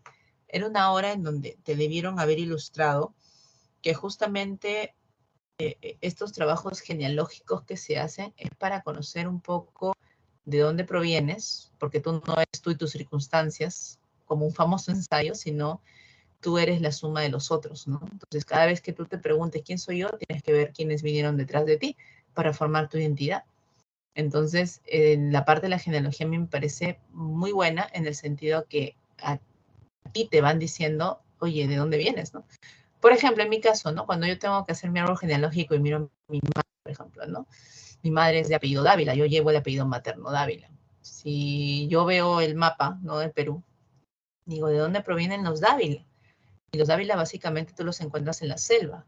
Fueron los que más se asentaron en la selva del Perú, por ejemplo, ¿no? Entonces, sí, mi madre efectivamente es de por allá. Entonces, tengo esa identidad, ¿no? Entonces digo, ah, mira, qué bacán, ¿no? O sea, nacido en Lima, pero, como decía Ricardo Palma, ¿no? El que no tiene de Inga, tiene de Mandinga, entonces tú tienes que ir viendo, ¿no? ¿Y de dónde procedo, no? Oye, qué chévere, mira, mi papá, ¿no? Venía de acá. Por ejemplo, este famoso grupo, ¿no? Los hermanos Yaipen, ¿no? Ellos son de Monsefú, de Chiclayo, ya. Entonces, el otro día estaba viendo que justamente su apellido tiene lo que llamamos la Y, ¿no? Que ahora le decimos la Y simplemente. Según la leyenda de Nailamp, fue justamente esta deidad la que trajo ese sonido. Según la leyenda, obviamente, no estoy diciendo que es verdad. Según la leyenda, él se asienta en la costa norte y trae ese vocablo, trae ese fonema, el sonido. Y entonces, y también ese sonido que se parece mucho a la ñ. Por eso es que hay muchas personas que tienen el apellido con la ñ o con la y en esta zona del norte, ¿no? Entonces, yo decía, ah, mira, qué chévere. Entonces, yo le digo a ustedes, chicos, como una recomendación, que ahora yo ya lo estoy viendo ya como persona mayor, ¿no? Siempre aprendan de su cultura. Siempre hay algo que aprender. Pero todos los países tienen su cultura, su historia, ¿no? Pero la nuestra, pues, es una visión muy pluricultural, justamente por nuestros procesos históricos. Y yo te agradecería, hazte un favor a ti mismo, apréndetelo. No sabes en qué momento lo vas a requerir, en qué momento tú vas a decir, oye, esto es parte de lo que la gente quiere saber, ¿no? Y no lo vas a descubrir si te quedas acá. Sale, explora el mundo. Yo me acuerdo de ahora que he viajado ya bastante. Siempre la gente quiere saber sobre el Perú, más allá de Machu Picchu, ¿ah? Por favor, no solamente el Perú es Machu Picchu. Entonces, yo recuerdo mucho haber estado en Colombia hace un par de años y me fui pues al Museo de la Memoria, ellos tienen su propio LUM, tienen ellos, ¿no? Y entonces me puse a conversar ahí con un extranjero, no me acuerdo de dónde era la persona, no me acuerdo si era de Europa, de Estados Unidos. Por el acento yo creo que era europeo, pero no le pregunté tampoco. Y entonces quería saber unos datos, ¿no? Entonces, como no había nadie que hablara en inglés, le dije, ya, pues yo le hablo, ¿no? Porque yo sé esto, entonces empecé a explicarle un poquito. Y entonces él me pregunta, ¿no? ¿Y de dónde eres tú? De Perú. Ah, mira que hemos estado ahí hace un tiempo, hablando, ¿no? Con el gringo, ya. Y justamente él me decía eso, ¿no? Mira, por eso te digo, tú tienes que escuchar a los otros para entender un poco la perspectiva. Entonces él me dice, mira, yo he ido a tu país y sí, ¿no? O sea, cuando tú vas con un guía turístico, es lo lógico que esta persona sabe, ¿no? Porque por eso sí ha entrenado. Pero a veces cuando tú le preguntas a la persona de a pie, no saben, me dice. Pucha, ¿no? Me sentí así como que con roche, con roche. Sí, es cierto, le digo, pero eso sucede en todos lados, ¿no? Le digo, no solo en América, le digo, en Europa también cuando hay gente que, no sé, no sabe quién es Dante Alighieri, ¿no? Entonces uno dice, pero ¿cómo? Pues así sucede, ¿no? Y ahí hablan un poco. Y estábamos en Colombia, entonces él me dice, ¿y por qué se llama Colombia? Me dice, nadie me da la explicación. Ah, le digo sencilla, ¿no? Colombia viene de Cristóbal Colón. Entonces, esta parte de la región toma el apellido. Oye, el tipo se quedó maravillado. O sea, me dijo, ay, mejor sé tú mi guía turística. No, yo no puedo, le digo, porque no me conozco toda la historia de Colombia, pero sé algunas cositas. Entonces, chicos, cuando ustedes viajen, lleven eso de su cultura. No, oye, no, me encontré con un peruano y no sabían, no se ha parado. No, tienen que saber su cultura. Entonces, cuando yo les he hablado, por ejemplo, tengo un amigo argentino también que le encantaba esto de las crónicas. ¿Por qué? Porque tenemos una historia en común. Ellos tienen a los gauchos. Nosotros tenemos a la parte indígena. Entonces, son cuestiones comunes que nos emparentan. ¿Ya? Entonces, yo siempre trato de, a partir de lo que yo sé, compartirlo con gente de fuera, ¿no? Entonces, ¿para qué? Para que sepan, oye, mira, ¿no? Parte de la cultura. Así que ya sabes, no me leas las crónicas solamente, ya para la diversión y ya está. Vas a saber algo más del Perú y eso tú también lo puedes manifestar. Así que ya sabes, el ticket solo lo estés leyendo para ti. Compártelo. Hay personas que quieren saber sobre las crónicas, por ejemplo. Muy bien. Listo, muchachos. Pasamos y ahora sí nos movemos como 2 siglos. ¿Ya? Nos vamos a mover 2 siglos. Toda la parte del virreinato nosotros no la vemos, por si acaso. Pasamos directamente a la literatura de la emancipación. Déjame un poquito rebobinar la historia, ¿ya? Estamos en la segunda mitad del siglo XVIII. Ajá. ¿Qué año es? 1750. Más o menos, ¿ya? ¿Qué está pasando en el Perú, profe? ¿Por qué se llama literatura de la emancipación? ¿Qué significa emanciparse? Liberarse. Es la literatura de la liberación. Mira, no vamos a llegar todavía a la independencia del Perú, porque la independencia fue en 1821, siglo XIX. Aquí estamos en el siglo XVIII. Pero ya empieza a desatarse ese clima de cambio. Estamos viviendo, nuestros antiguos peruanos vivían subyugados, torturados por la colonia española, el virreinato. Estaban hartos. Pero yo siempre he dicho, tiene que haber siempre la historia, por eso es mágica, muchachos. Siempre tiene que haber algún proceso social para que las cosas cambien, ¿ya? ¿Qué pasó en ese momento en el mundo? Vamos a empezar primero por el mundo. ¿Qué pasó en el mundo, profe, para que se detonara este afán de liberación? Te cuento pasito a pasito, suave, suavecito. Primero, se independizan las 13 colonias de América. Estados Unidos consigue su independencia. ¿De quién, profe? ¿Quién estaba subyugando a Estados Unidos? Inglaterra. El Papa Inglaterra. ¿Ya? Entonces, Estados Unidos primero se emancipa por una cuestión económica, como siempre los gringos, ¿no? Si no hay plata por medio, qué prejuiciosa, profe. Ya bueno, Estados Unidos se independiza por el famoso impuesto del té. Como no querían pagar más, dijeron, no, nos vamos pues a la guerra, independizarnos, porque ya es demasiado lo que estaban pagando. Y se independiza. Ese fue un primer momento en que los pueblos americanos dijimos, caramba, ¿no? Bien, bien chochera, pero hasta ahí nomás.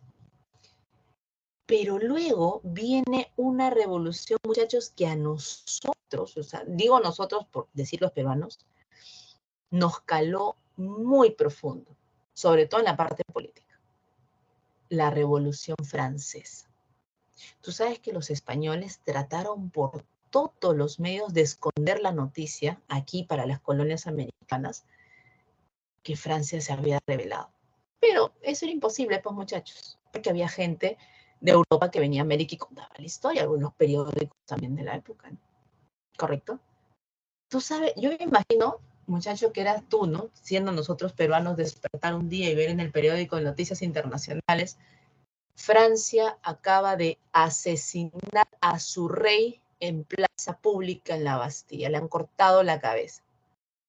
O sea, yo no me imagino, muchachos, porque más allá de lo terrible que puede significar matar a otra persona, era el hartazgo, ¿no? De ya ni siquiera conocer el poder del rey y decirle, ¿sabes qué? Ya me llegaste altamente. Y juácate. Contigo se van todos los de tu nobleza. Políticamente marcó mucho, chicos, porque era un mensaje. Es la voz del pueblo. Es el pueblo el que pone a alguien a que los gobierne y no es al revés. ¿Ya? Entonces, eso en los pueblos americanos caló hondamente. Pero luego las colonias americanas aprovecharon un evento más. En España, al poco tiempo, empieza la invasión napoleónica. Napoleón invade España, muchachos, a través de la figura de su hermano Pepe Botella, ¿ya? Invaden España, muchachos. Entonces los españoles, mientras estaban aquí ocupados en su guerra, porque fueron a la guerra, muchos no iban a dejar invadirse fácilmente, aunque estuvo algunos años Pepe Botella en España, descuidaron un poco a las colonias. O también se llevaban mucha plata en las colonias, pedían más impuestos para poder aguantar la guerra. Pues.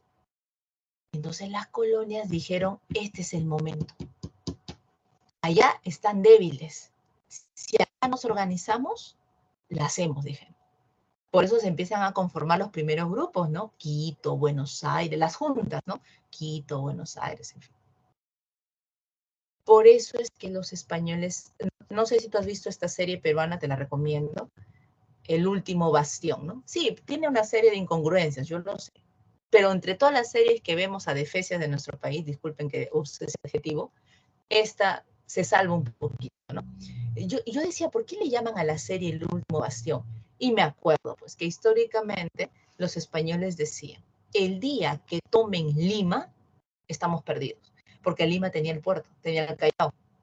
Por eso es que los virreyes que empiezan a gobernar en esta parte del país se ensañaron con Lima.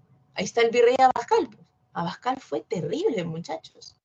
Todo aquel que fuera presunto de armar alguna junta, ya no la contaba. Por eso es que los españoles empiezan a poner mucha presión en el Perú. Porque era un punto clave. Sin la independencia ya estaban perdidos. ¿Qué fue lo que pasó? Eso fue exactamente lo que sucedió. A la independencia de Perú, como dicen, ya se fregó, ya se cayó, igualito, sí, el meme, igualito, hace el meme. Entonces, eso pasa.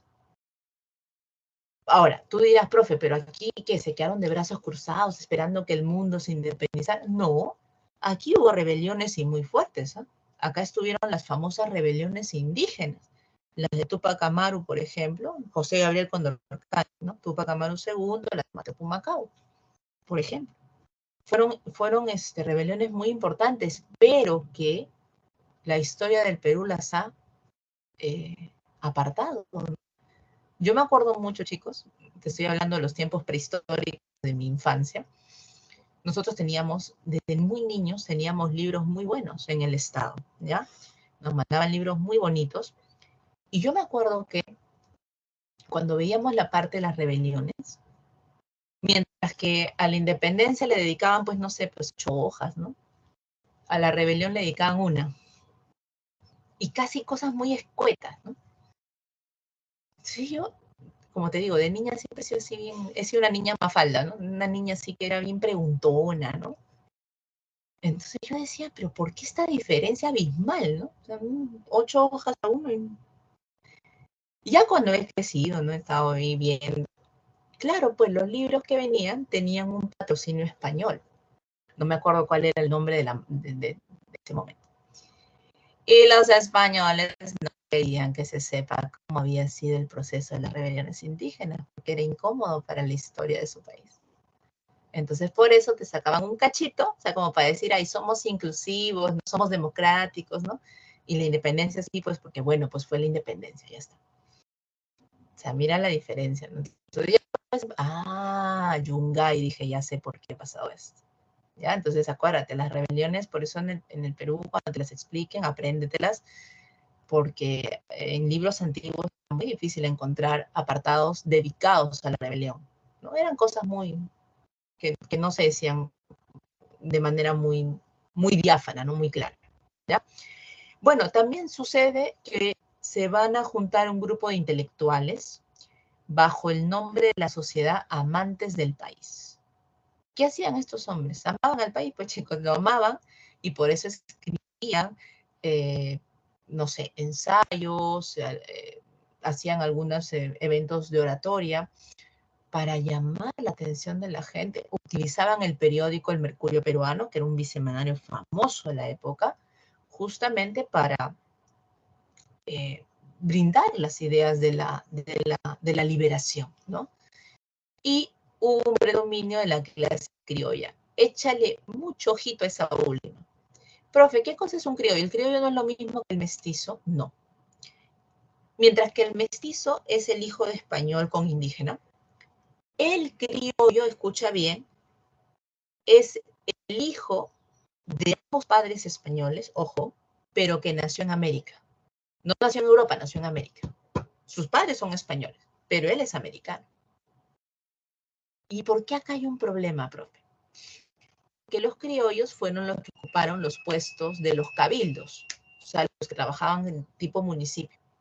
Entonces, imagínate que tú fueras un criollo, pero que tenías eso de, disculpa, mis padres son españoles. O sea, ¿no? Yo nací en América, pero bueno, pues fue una circunstancia, ¿no? Mi papá es español, disculpa. Frente a otros criollos que estaban muy orgullosos de haber nacido en América y que estaban en desacuerdo con seguir siendo una colonia española y buscaban la independencia. Ese choque va a ser terrible. Otro choque terrible en la historia del Perú. Claro, por eso cuando José Carlos Mariátegui escribe los 7 ensayos, hay una parte en la que él comenta esto y habla de la identidad del peruano. Y entonces dice que esa identidad ha sido resquebrajada por este problema, por la clase criolla. Porque por eso justamente surgen estas ideas racistas, ¿no? Ah, no, yo soy peruano, pero, ese pero, ¿no?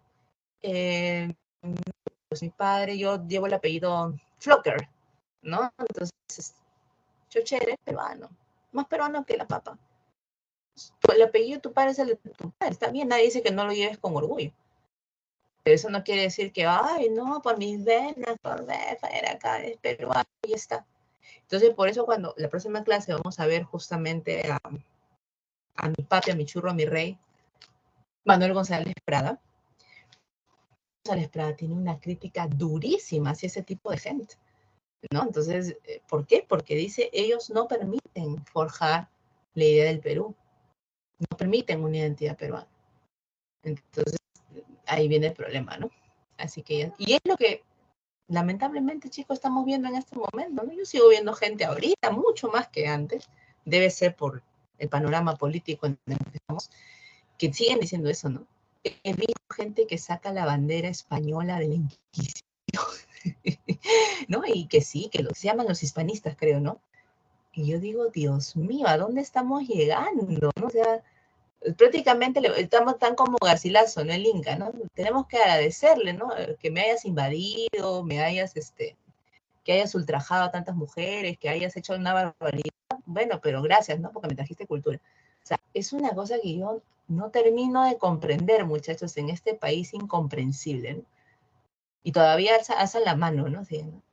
Que son Hitler, si Hitler los manda al campo de concentración, o sea, yo digo, qué barbaridad. ¿Hasta dónde estamos llegando, muchachos? Bueno, pero como tú vas a la universidad, contigo ese panorama va a cambiar, tú eres de la generación distinta. Muy bien, muchachos. Vamos ahora sí, profe, ¿qué pasaba en literatura? Oye, esa es la parte, no triste, pero digamos que es la parte que nos desconcierta, ¿no? Mira, estamos en 1750, muchachos. ¿Tú te acuerdas de 1750? El Sturm-und-Drang, Goethe, romanticismo. ¿Verdad, profe? Estamos en la época romántica. Nones, en el Perú no. Recuerda que el Perú era colonia española. Y los españoles andaban medio atrasaditos culturalmente del resto de Europa. Los españoles estaban con la invasión napoleónica. Entonces llegó a Napoleón toda la literatura afrancesada del neoclasicismo. Eso fue lo que llevó a América. Entonces en América todavía seguíamos siendo neoclásicos. Mientras que ya Alemania, ¿no? Otros países ya estaban avanzando para ser románticos, nosotros seguíamos siendo neoclásicos. Bueno, por eso nuestra literatura tiene un carácter didáctico, ¿no? Hay una enseñanza, moraleja, las fábulas, ¿no? Bueno, pero a la par hubo una literatura anónima. Esta literatura que me gusta, la anónima y panfletaria, porque se hizo una literatura política. Tú sabes que mi abuelo me contaba tantas historias, chicos, me da pena que en ese entonces había grabadas, pero no tan buenas como las de ahora, me hubiera gustado grabar. Y mi abuelo me contó una anécdota justamente a partir de esto, ¿no? Que me decía que al virrey Abascal, pues este miserable, la gente lo detestaba. Y hubo un valiente, porque hay que llamar una a uno, porque nunca se supo si era mujer u hombre, que siempre le iba a dejar a la puerta de su casa mensajes en clave y saleros vacíos. Saleros, donde tu mamá pone la sal, saleros vacíos. Y no entendía, pues, cuál era el mensaje. Hasta que lo descubrió, pues, porque tampoco Abascal fuera una persona ingenua, ¿no? Y el mensaje era sal Abascal. O sea, sal de lárgate, ¿no? O sea, no te queremos. Entonces, este tipo de cosas, había gente que escribía, ¿no? Por ejemplo, en el cabildo tal, se están robando tal cosa, ¿no? Claro, anónimo, no vas a poner tu nombre. Y lanzaban, ¿no? En las calles. Al día siguiente, cuando la gente salía a barrer su calle, ¡ah! Este desgraciado. Entonces, exacerbaban el espíritu de la gente para que se rebele, porque ya estaban hartos de la monarquía aquí, pues. Por eso, ¿quién fue clave en este periodo? El Convictorio San Carlos, que más adelante va a ser una dependencia de San Marcos, pero en realidad se llamaba el Convictorio San Carlos, que era como un centro de estudios. Ahí salían los panfletos. Los estudiantes, panfleto, panfleto, panfleto, y lo lanzaban, pues. Ojo, y el panfleto decía la verdad, no es que se estaban inventando, habían averiguado qué es lo que estaba pasando. A ver, si había un robo de alguna autoridad que se estaba aprovechando de su, ¿no? De su autoridad, justamente. Y por eso, cuando los españoles se enteraron qué hacían en el convictorio, incendiaron una parte del convictorio y lo hicieron corral de cerdos. Fue un mensaje, pues, ¿no? O sea, como que el que estudia acá es un cerdo a la corona española, ¿no? Muchachos, fueron tiempos terribles los de la emancipación. O sea, los previos a la independencia fueron terribles en este país. Solamente que, repito, no los recordamos, no los vemos, ¿no? Pero fueron momentos bastante delicados para el país. Ahora, profe, ¿qué se escribió literariamente? Bueno, se escribieron los periódicos como el Mercurio Peruano, por eso se desarrolla el oficio del periodismo. Hay oratoria, hay poesía, hay ensayo, también destacaron las fábulas, por este caso, ¿ya? Muy bien, vas a ver una lista, no te asustes porque no te tienes que aprender toda la lista. De esta lista que te muestro, digamos que los más representativos, márcalos ahí, los más representativos son el primero, ¿no? Juan Pablo Vizcardo y Guzmán, José Joaquín Olmedo y, en este caso, Hipólito Unanue. El resto son de la emancipación, pero digamos que no son frecuentes las preguntas de examen, ¿ya? Profe, ¿por qué Juan Pablo Vizcardo Guzmán sí? Porque Vizcardo tiene un libro famoso que en Historia del Perú también lo estudia, se llama Carta a los Españoles Americanos, ¿no? Esta fue una carta que se publica en Filadelfia, en Estados Unidos, no se publica acá, se publica en Estados Unidos, la publica Francisco de Miranda, y Vizcardo pues hace un llamado, es bonita la carta de Vizcardo, hace un llamado a los españoles americanos, o sea, a los criollos, a emanciparse de España, ¿no? Es lo que les pide en la carta. José Faustino Sánchez Carrión, que era como le llama mi papá, ¿no? Era un fanático de la República. Él tiene cartas del solitario de Sayán, porque él tenía una casa en esa región, ¿no? En Sayán. José Joaquín Olmedo, que es ecuatoriano, según el mapa, él nace en Ecuador, tiene la Oda a la Victoria de Junín, que no es otra cosa que una alabanza a Simón Bolívar. ¿Qué, profe? ¿Lo admiraba Bolívar? No. O sea, no para hacerle una oda, ¿no? Pero Bolívar lo obliga. Tú sabes que Bolívar es un personaje, lo puedes odiar, lo que tú quieras, pero es todo un personaje en la historia de América, ¿no? Simón Bolívar. José Pérez de Vargas, el vaticinio, ¿ya? Hipólito Unanue, profe, ¿por qué Hipólito Unanue es tan importante, digamos, para la emancipación? Bueno, primero porque él va a ser secretario de la sociedad madre del país. Él va a ser su secretario, que va a tomar las notas, cómo va a publicarse, en fin. Y él tiene una obra llamada Guía Política, Eclesiástica y Militar, pues, del Virreinato, ¿no?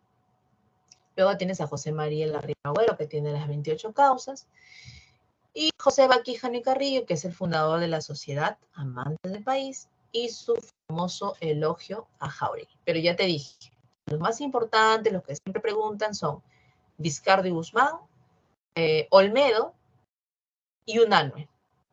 Son los más básicos de esta primera parte, ¿no?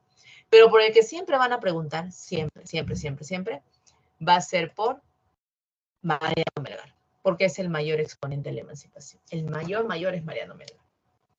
Mira los años de nacimiento y fallecimiento del poeta, ¿no?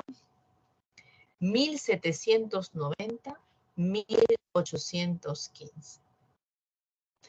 Profe, 25 años. 24, porque no llegó al cumpleaños 25. ¿Por qué, profe? Lo mataron. Horrible, por cierto. Ahora con inteligencia artificial han sacado pues a Mariano Melgar como, perdón, ¿no? Bueno, sí, es con inteligencia artificial, con estos cuadros del IG. Han sacado su imagen en versión humana. Churro, ¿ah? Donde ahí no parece, ¿no? Parece vampirín, más bien. Pero era guapo este Mariano Melgar. Bueno, pero vamos a hablar así cosas serias. Nada, que profe, que es guapo. ¿Eso qué tiene que ver? Tienes razón. Vamos a sus datos ahora sí literarios. Datos biográficos. Melgar nace en Arequipa, una de mis ciudades preferidas del Perú. Fue un niño prodigio, muchachos. A los 4 años leía, dicen, así perfectamente, y a los 7, o sea, un niñito, ¿sí, no? Ya estaba traduciendo de latín a español. O sea, mientras tú y yo estábamos jugando, ¿no? Mi mamá masa la masa, él ya estaba traduciendo de latín a español. Por eso es que su madre y su padre se encargaron de darle una educación, digamos, a sus necesidades. No había, muchachos, sobre todo me dijo a los varones en este momento, no había vocación que una madre del siglo XVIII e inicios del XIX quisiera más para sus hijos. A los varones me refiero. Que sea cura, sacerdote, o que sea militar. Que mamá, quiero ser médico, te puedes esperar. Cura o militar. Entonces, en el caso de Mariano Melgar, como vieron que tenía predisposición a los idiomas, ¿no? Era un chico modosito, ¿no? Vamos a meterlos a conventos, a seminarios, para que reciba toda esa cultura española, ¿no? Y sea un sacerdote. A los 14 años, Mariano Melgar era tan bueno en la disciplina de latín y oratoria, que también enseñó, era como un profesor para sus compañeros de oratoria y latín. Profe, se hizo sacerdote, díganos que sí. Me gustaría decirte que sí, pero no. ¿Qué detuvo su carrera eclesiástica? El amor. Ay, toda la vida, profe, el amor hace que no ingrese. No, no digas eso, ¿eh? El amor hace, profe, que me desconcentre. Exacto, eso le pasó a Mariano. Estaba yendo bien este muchacho y aparece un amor idílico. Un amor, pues un primer amor, ¿no? ¿Cómo es idílico, no? Manuelita Paredes se llamó esa chica, ¿no? Pero para no llamarla Manuelita Paredes, Melgar la va a llamar Melisa, ¿no? Le va a poner ese apelativo. Pero la mujer que lo va a hacer llorar sangre, así como dices tú, profesas, pero ya esas que, o sea, que por las que estamos en la cantina y qué sé yo, fue nada menos que María Santos Corrales, que él no la va a llamar así, sino la va le va a poner un sobrenombre, ¿no? La va a llamar Silvia. Por eso mucha de la poesía de Melgar está dedicada a ella, ¿no? A la famosa Silvia. Y los chicos me dicen, ¿no?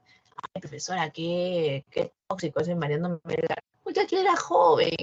¿Cuántos años tenía Melgar? Estuvo con Silvia? Pues tenía 18, ¿no? 19 años. Y acuérdate que el amor se veía de otra forma. Por eso digo, antes de rajar, piensa varón, piensa mujer. ¿Cómo era el amor antes? En ese entonces se creía que era el amor para toda la vida, se tenían patrones diferentes. Por eso es que no podemos juzgar los tiempos de la misma forma, ¿no? Entonces, ahora, otra cosa, él es un muchachito. Por más escritor que sea, él tiene las características de un muchacho. ¿Cómo es el primer amor? Es así. Es deseante, tiene un apego muy fuerte, porque es el primero, porque estás aprendiendo, ya cuando vienen más, ya dices, bueno, pues ya, no, ya vamos, nos serenamos. Pero un primer amor siempre es así, frenético, porque si no, ¿para qué sería primer amor? ¿Te das cuenta? Ah, ya. más sabe el diablo por viejo por diablo. Entonces, por eso les digo, yo siempre digo a mis amigos, ¿no? Cuando me dicen, ay, estos chicos de ahora, ¿cómo pueden ser así? Chochera, acuérdate cuando tú eras joven, peores besos te he visto dar que esos, así que, ya. Así que ya sabes, por eso yo entiendo a Mariano, ¿no? Ese ímpetu que tiene por sí. Bueno, profe, ¿y cómo es eso que murió tan joven?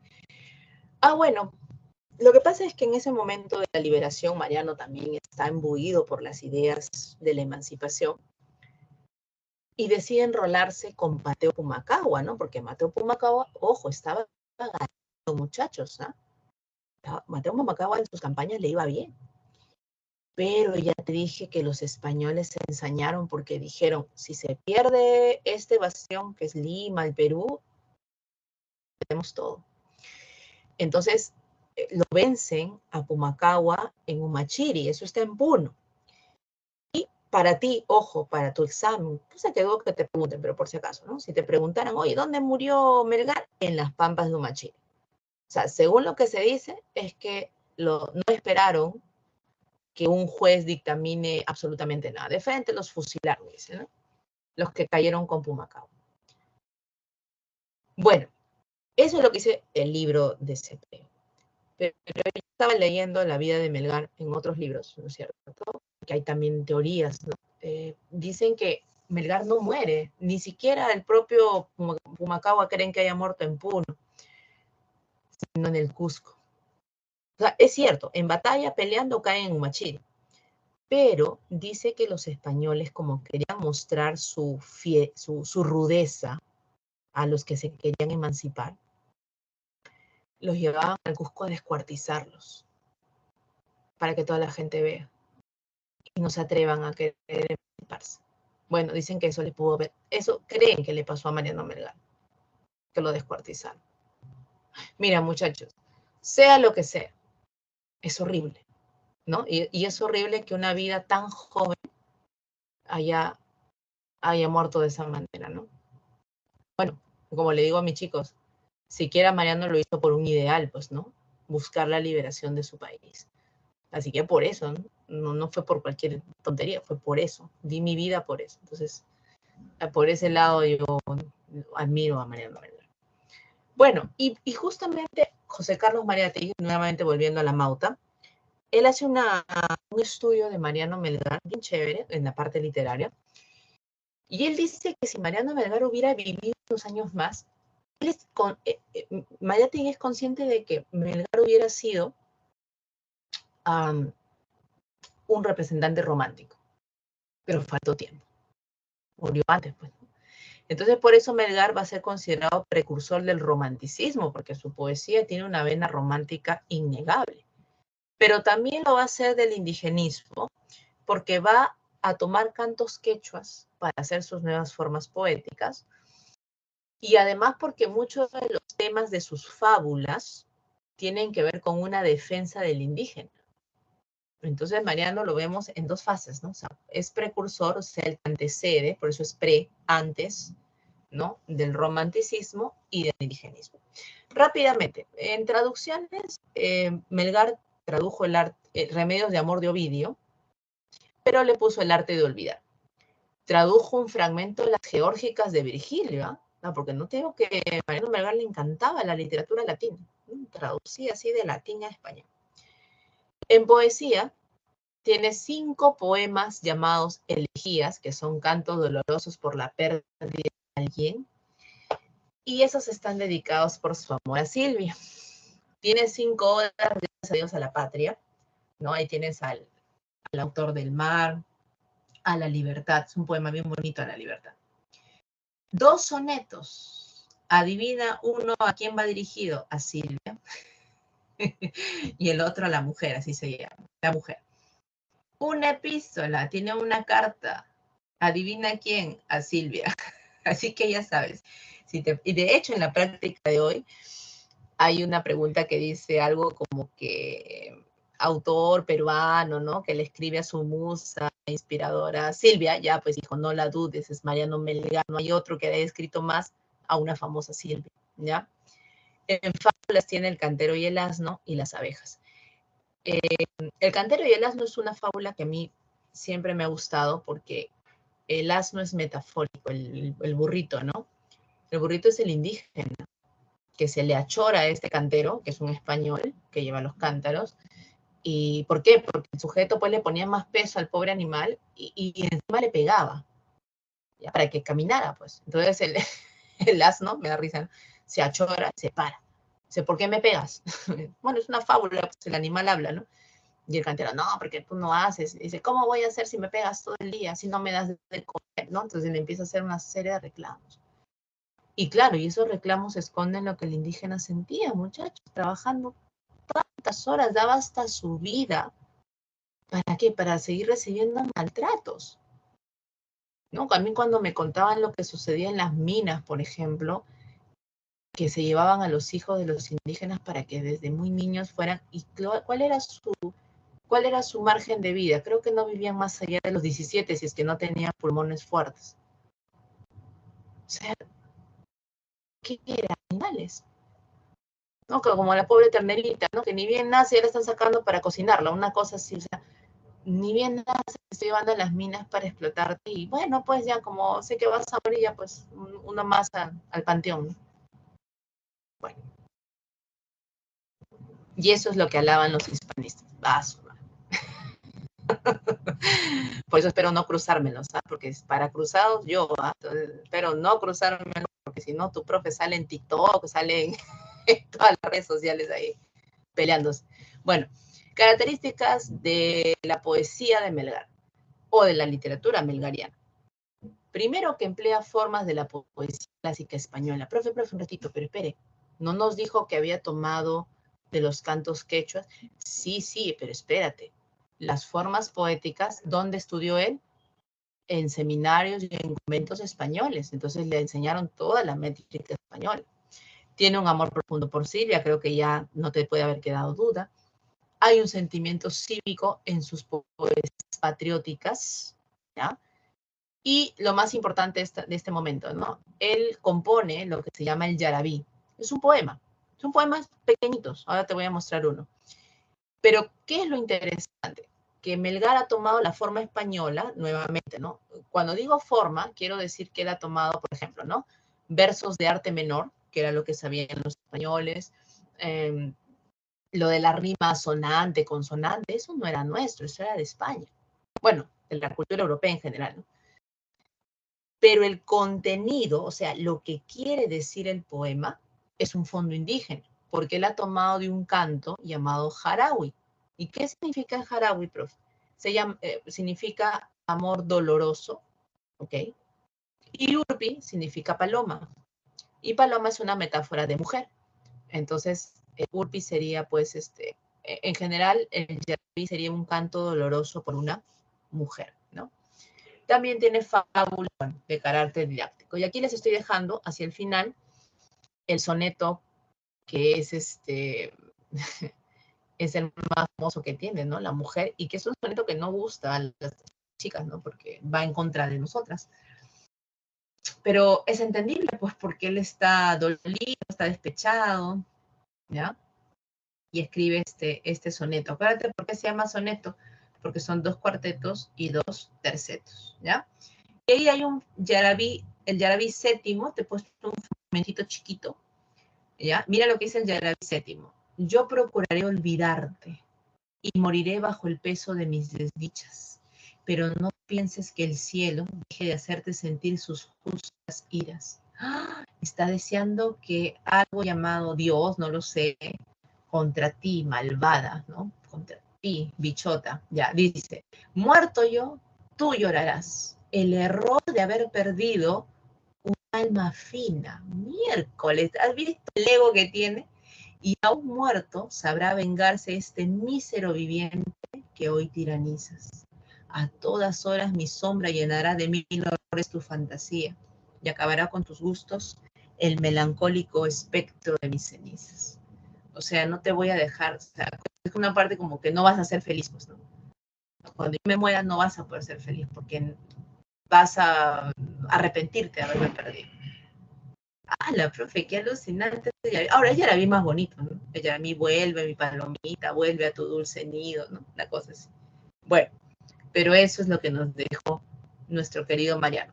Por favor, me avisas en este momento si puedes ver la separata, y si no, yo regreso. Pero mejor dejo de compartir, porque me parece que no. Yo he compartido pestañas, sí. No vas a poder ver.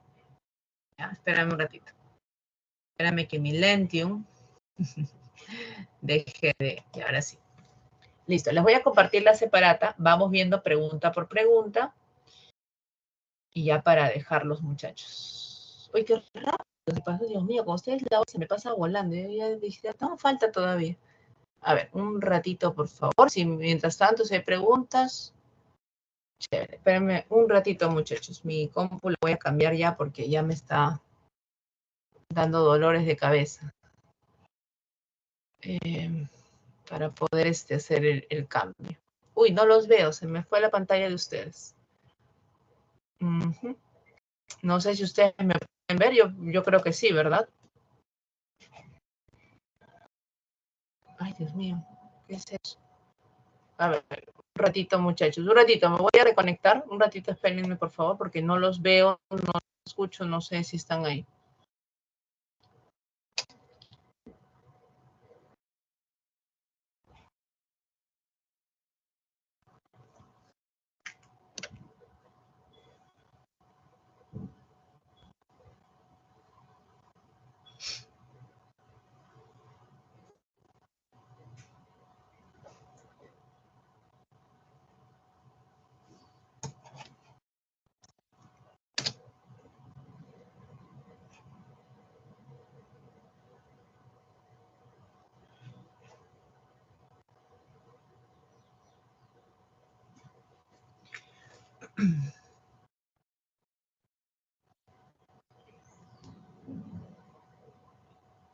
Ya, ahora sí. Ya, creo que ahora sí, ya, por fin. Dejo de compartir.